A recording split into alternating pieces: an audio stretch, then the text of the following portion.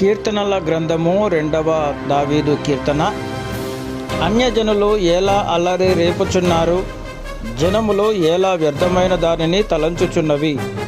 మనము వారి కట్లు తెంపుదము రండి, వారి పాశములను మన యొద్ద నుండి పారవేయదము రండి అని చెప్పుకొనుచు, భూరాజులు యెహోవాకును ఆయన అభిషిక్తునికిని విరోధముగా నిలవబడుచున్నారు.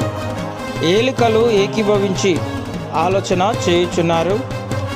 ఆకాశమందు ఆసీనుడగువాడు నవ్వుచున్నాడు. ప్రభువు వారిని చూచి అపహసించుచున్నాడు. ఆయన ఉగ్రుడై వారితో పలుకును, ప్రచండ కోపము చేత వారిని తల్లడింపజేయును. నేను నా పరిశుద్ధ పర్వతమైన సీయోను మీద నా రాజును ఆసీనునిగా చేసి ఉన్నాను. కట్టడను నేను వివరించెదను. యెహోవా నాకీలాగు సెలవిచ్చెను, నీవు నా కుమారుడవు, నేడు నిన్ను కనియున్నాను.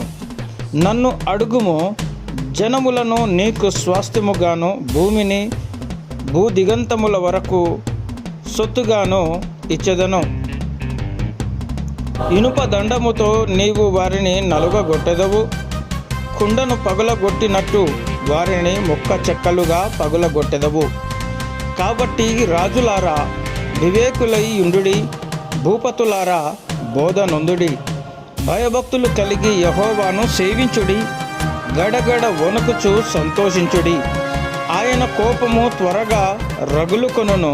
కుమారుని ముద్దు పెట్టుకొనుడి, లేని ఎడల ఆయన కోపించును. అప్పుడు మీరు త్రోవ తప్పి నశించెదరు. ఆయనను ఆశ్రయించు వారందరూ ధన్యులు.